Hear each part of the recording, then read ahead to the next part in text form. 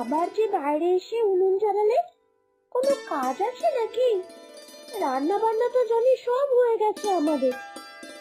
আর এত বড় কড়াইয়ে তুমি কাদের জন্য রান্না করছো গো? আরে গ্রামের সবাই যাকে খেন্তি পিসিমা বলে না, খেন্তি পিসিমার শরীরটা খুব খারাপ রে, হাসপাতালে ভর্তি। ওনার তো তিনকুলে কেউ নেই, তাই একটু রান্না করে দিয়ে আসছি। আমাদের তো আবার তেল মশলা খাবার, ওনার তো চলবে না, তাই ওই একটু হালকা পাতলা সবজি দিয়ে খিচুড়ি করে দিয়ে দেব। ও, তাই জন্যই ভাবি। তা তুমি কি যাবে খাবার পৌঁছতে? আমি তো ফাঁকাই আছি, দাও না, আমি গিয়ে খাবারটা পৌঁছে দিয়ে আসবো। হ্যাঁ হ্যাঁ, তুই বরং যাস। পিসিমা কাল তোর কথা অনেকবার জিজ্ঞাসা করছিল, বলছিল মেয়েটা বাড়িতে একা রয়েছে, ওকে তো নিয়ে আসতে পারতে। অনেক দিন দেখা হয় না নাকি তোকে, একবার দেখতে চেয়েছেন। কিন্তু মা, পিসিমা তো একজন, তুমি এই এত বড় হাঁড়িতে রান্না করছো, আরো কি লোক আছে নাকি? আছেই তো, কালকে হাসপাতালে গিয়ে দেখলাম জানিস তো, অনেক নিরীহ ঠাকুমা দিদিমা সবাই ভর্তি, কেউ দেখার নেই রে। একটু অসুস্থ হলেই হাসপাতালে ভর্তি করে দিয়ে ব্যাস, বাড়ির লোককে আর খুঁজে পাওয়া যায় না। দেখে বড্ড মায়া হলো, সেই জন্যই আমি একটু বেশি করে রান্না করছি, যাতে সবাইকে দিতে পারি। সত্যি মা, তুমি খুব ভালো গো, তুমি আমার খুব ভালো মা। তোমার মতো মন পাওয়া এই দুনিয়ায় কি এমন মানুষ আর আছে গো এখন? এখনকার যুগে সবাই নিজের স্বার্থের কথাই ভাবে, অথচ তোমায় দেখো, তুমি একেবারে আলাদা। সবার জন্য সব সময় তোমার মন কাঁদে। না না, আমি মোটেই আলাদা নই। আর চারটে সাধারণ মানুষের মতো আমিও একটা মানুষ। আমার মধ্যে আলাদা গুণ কিচ্ছু নেই, তুই যতটা বাড়িয়ে বাড়িয়ে বলছিস। আসলে আমার ওই নিন্দে বান্দা করা ভালো লাগে না, তাই দিনের শেষে যেটুকু সময় পাই সেটুকু একটু ভালো কাজ করি। বলতে পারিস আমি কিন্তু বড্ড লোভী, পুণ্য অর্জন করার লোভ আমি ছাড়তেই পারি না। মোটেই না, তুমি তো আমার মা, আমি সব জানি। শুধুমাত্র পুণ্য অর্জন করার জন্য তুমি ভালো কাজ করো না। আচ্ছা আচ্ছা, এই নে, যা খাবারটা গিয়ে দিয়ে আয়। এই তো মা, আমি এখনই যাচ্ছি। হাসপাতালের সবাইকে আজকে পেট ভরে খাইয়ে আসবো। এসে কিন্তু তারপরে আমি তোমার হাতে ভাত খাবো। ঠিক আছে, তুই আগে যা, গিয়ে খাবারটা দিয়ে আয়। বয়স্ক মানুষ, ওষুধপত্র খেতে হবে সময় মতো। যা যা, আর বেশি দেরি করিস নে।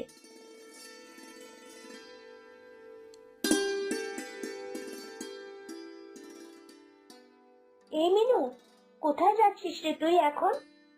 এই একটু হাসপাতালে যাচ্ছি রে খাবার দিয়ে আসতে। কেন রে, তোদের বাড়িতে আবার কারোর কিছু হলো নাকি? বালাই ষাট, আমি তো সকাল বেলায় কাকুকে দেখলাম ট্রেনে করে কাজে যেতে।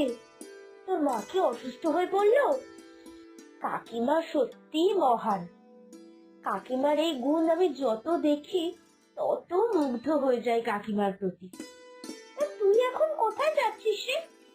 ওই তো হারু কাকার দোকানে গিয়েছিলাম, মা বাড়িতে নেই, তাই একটু মুসুর ডাল কিনে নিয়ে যাচ্ছি, চালে ডালে ফুটিয়ে খেয়ে নেব। একা মানুষ আর কি রান্না করব বল? বাবা, এইটুকুনি মেয়ে আবার নাকি হাত পুড়িয়ে রান্না করবে? কাকু কাকিমা কেউ বাড়িতে নেই, রান্না করতে গিয়ে যদি কোনো অঘটন ঘটে যায় তখন তোর কি হবে বলতো? ছাড় ছাড়, তোরা রান্না করে কোনো কাজ নেই। তুই বরং চল, আমার সঙ্গে হাসপাতালে চল, তারপরে একসঙ্গে গিয়ে আমার মায়ের কাছে খেয়ে নেবো খন। না না, সে কি করে হয়? এই তুই কেমন কথা বলছিস? কাকিমা মাপ মতো তোদের দুজনের জন্য রান্না করেছে, আমি গেলে তোদের খাবারটা কম পড়ে যাবে না? এমন করে বলছিস যেন তুই কত খাস, একাই আমাদের দুজনের খাবার শেষ করে দিয়ে আসবি। শোন, যদি হয় সুজন তেঁতুল পাতায় নজন। তুই তো জানিস আমার মাকে, আমার মা হলো সাক্ষাৎ দেবী অন্নপূর্ণা।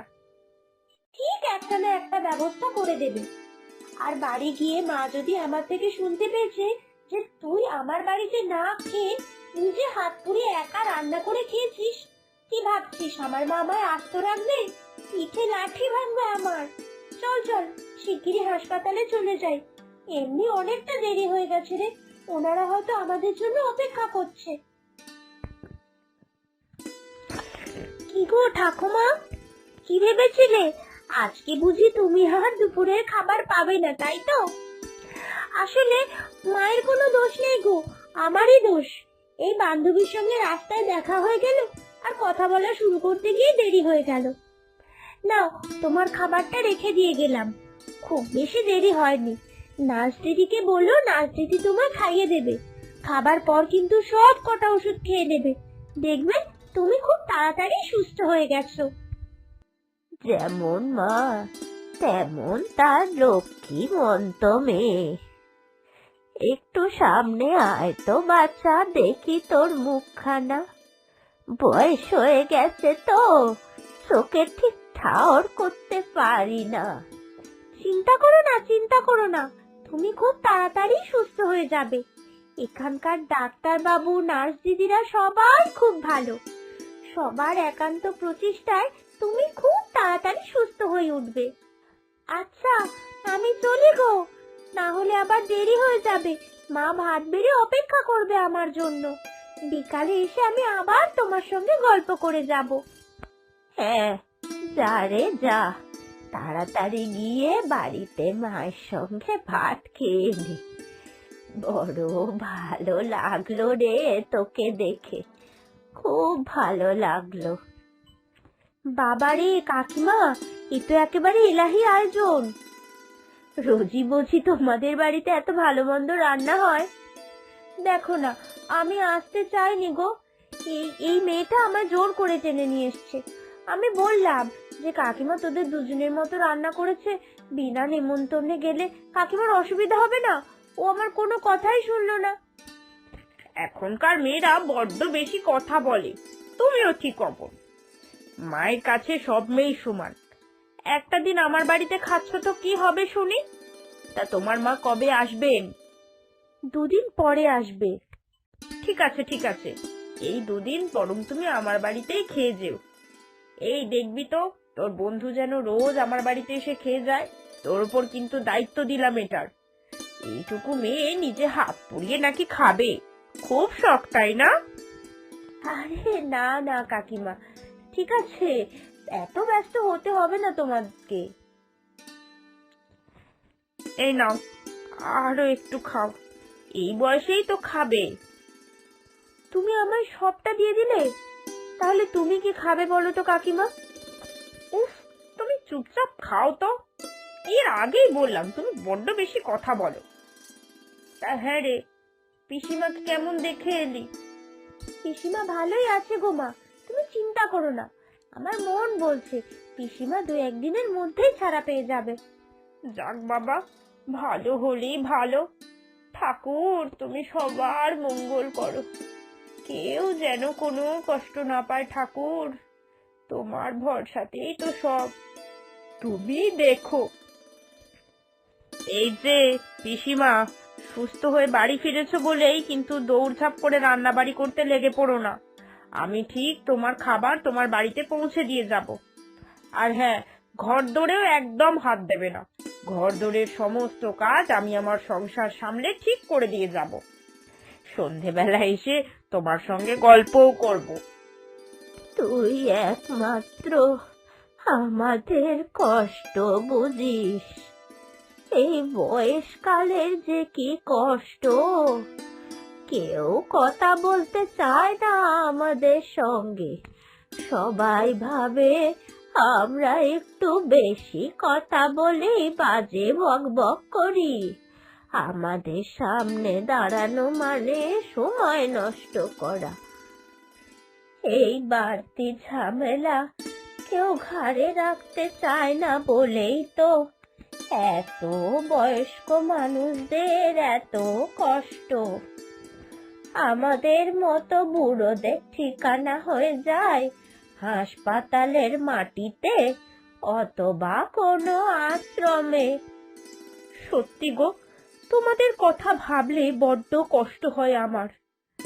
আমি কতই বা করতে পারি তোমাদের জন্য। এই কয়েকজনকে সেবা শুশ্রূষা করতে পারি যাদের হাতের কাছে পাই, কিন্তু এই পৃথিবীতে কত বয়স্ক মানুষের কত কষ্ট। মানুষ এখন ঘাড় থেকে বোঝা সরাতে পারলেই খুশি হয়, কিন্তু একবারও ভাবে না যে এরা বোঝা নয়, এরাও তো এককালে যুবক যুবতী ছিল। আর যারা তোমাদের সঙ্গে এরকম ব্যবহার করে তারা হয়তো ভুলে যায় সময় শেষ হলে তাদেরকেও এই পর্যায়ে যেতে হবে। তখন তাদের যদি কেউ দুচ্ছাই করে তখন কেমন লাগবে? জানো তো পিসিমা, আমি একটা কথা ভেবেছি, যদি এই গ্রামে একটা বৃদ্ধাশ্রম করা যায় তাহলে কেমন হয় বলো তো? হাসপাতালে অনেক বয়স্ক মানুষ খুব কষ্ট পাচ্ছিল, ওনাদেরকে যদি আমি আশ্রমে রাখি তাহলে ওনারাও দুবেলা ভালোভাবে খেতে পারবে এবং একটু সেবা শুশ্রূষা পাবেন। এটা তো তুমি খুব উত্তম প্রস্তাব দিয়েছো মা, কিন্তু এর জন্য তো অনেক টাকার দরকার। আমাদের কি অত আর্থিক বল রয়েছে? এই বিষয়ে গ্রাম পঞ্চায়েতের সঙ্গে একটা কথা বলতে হবে। উনি মুরব্বী মানুষ, উনি আমাদেরকে সাহায্য করতে পারেন। তাহলে কালকেই আমরা সবাই গ্রাম পঞ্চায়েত বাবুর কাছে যাব, গিয়ে আপিল জানাবো যদি এই গ্রামে একটা বৃদ্ধাশ্রম করা যায় তাহলে। আমি তোমাদের এই বিষয়ে সাহায্য তো করতেই পারি, কিন্তু বোঝোই তো এটা সময় সাপেক্ষ ব্যাপার। বোঝোই তো জনদরদি কাজ, কোনো লাভের কাজ এটা নয়। এখন তো কেউই লাভ ছাড়া কোনো কাজই করতে চায় না। আমি বরং সরকারের কাছে একটা অ্যাপিল করব এই প্রকল্পে টাকা পাঠাবার জন্য। একটু চেষ্টা করবেন, আপনি বাঁচাতে পারেন এনাদেরকে। আপনি এই গ্রামের প্রধান, আপনাকেই তো এই গ্রামের সুখ দুঃখ সব দেখতে হবে। অনেক আশা নিয়ে আমরা আপনাদের কাছে ছুটে এসেছি। বললাম তো আমি আমার যথাসাধ্য চেষ্টা করব, তবে সময় সাপেক্ষ কাজ এটা, আপনাদেরকে একটু ধৈর্য ধরে অপেক্ষা করতে হবে। আমারও তো বয়স হয়েছে, ছেলেকে মানুষের মতো মানুষ করবার জন্য বিদেশে পাঠিয়ে দিয়েছি। ছেলে এখানে ফিরে এসে বাবা মাকে দেখবে কি দেখবে না সেই নিয়ে কোনো নিশ্চয়তা নেই। হয়তো দেখা যাবে আমি ওই বৃদ্ধাশ্রমে গিয়ে সেবা পাবার আশায় আশ্রয় নিলাম। কে বলতে পারে আজকালকার দিনে ভবিষ্যতের কথা। আমরা না হয় সেবা শুশ্রূষা, খাবার দাবার, চিকিৎসা, আন্তরিকতা, ভালোবাসা সবকিছু দিয়ে তাকে যত্নে রাখার আপ্রাণ চেষ্টা করব, কিন্তু তারও তো ইচ্ছা করবে শেষ বয়সে নিজের লোকের কাছে থাকার।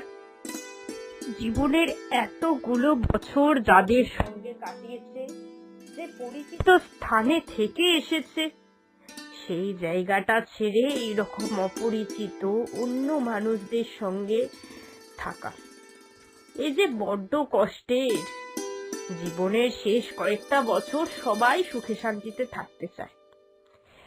এই জন্যই আমাদের এই ছোট্ট উদ্যোগ, যাতে মানুষগুলোকে একটু অন্তত সুখের মুখ দেখাতে পারি, লাঞ্ছনার শিকার হয়ে যেন তাদেরকে যেতে না হয়।